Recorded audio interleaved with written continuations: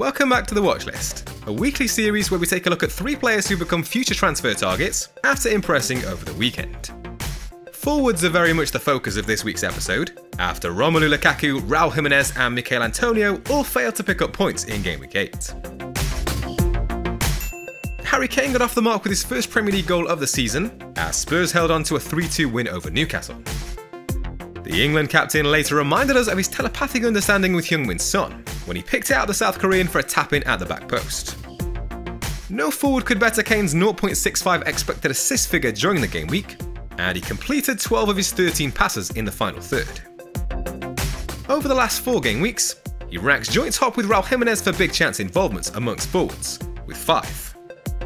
Meanwhile, his tally of 15 shots ranks joint top with Vardy and Ronaldo, and only the Leicester talisman can equal Kane's 7 efforts on target.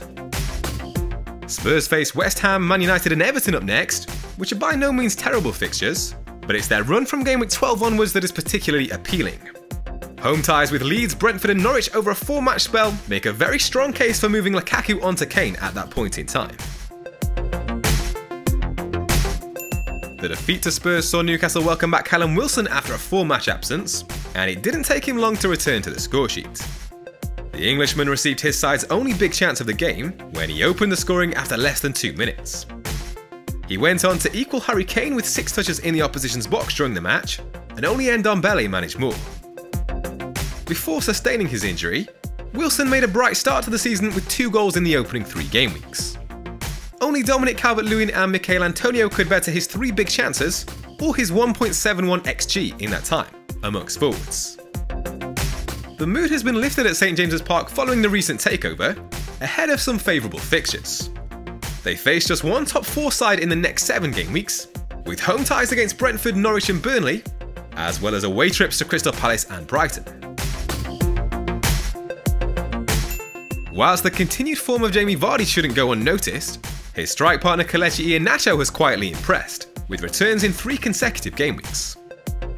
He matched Vardy with 3 shots during the 4-2 win over Man United on Saturday, and beat him 7-5 for touches in the opposition's box.